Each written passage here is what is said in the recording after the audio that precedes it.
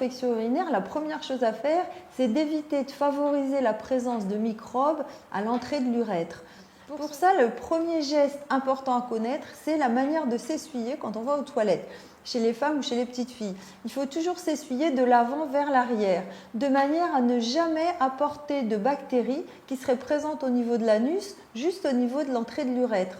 Et ça, c'est très important à savoir. Toutes les femmes devraient le savoir et toutes les mamans devraient l'apprendre à leurs petites filles pour prévenir les infections urinaires des petites filles.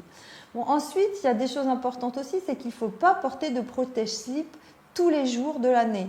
Parce que ça va être un nid à microbes, ça va être bien chaud, bien humide, et puis ça va favoriser le fait que les germes qui sont présents au niveau de l'anus vont aller au niveau de l'entrée de l'urètre.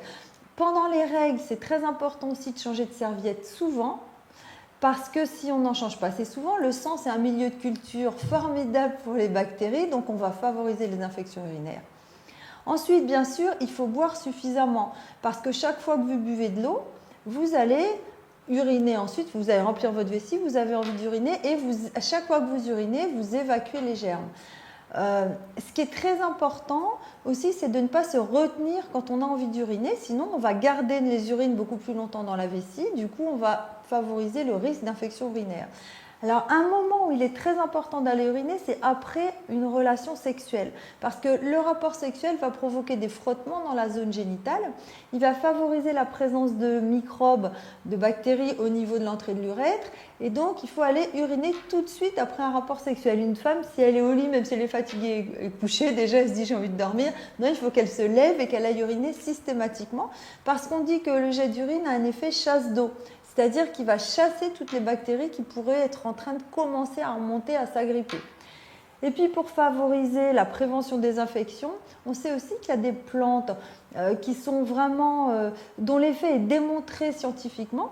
C'est la canneberge, qui est une plante qu'on appelle aussi les cranberries. Donc ça ne tue pas les bactéries, mais ça les empêche de s'accrocher à l'urètre. Ils ont beaucoup plus de mal à remonter. Et donc, on prescrit des traitements préventifs à base de cranberry aux personnes qui ont tendance aux infections urinaires récidivantes. Et puis, dernière chose, c'est que ça, c'est la prévention, mais quand on a vraiment tout le temps des infections urinaires, alors qu'on fait les bons gestes, qu'on ne fait pas d'erreur, on peut être amené à faire un bilan médical parce qu'il y a des problèmes de santé, des problèmes rénaux ou de vessie qui peuvent entraîner des infections urinaires à répétition.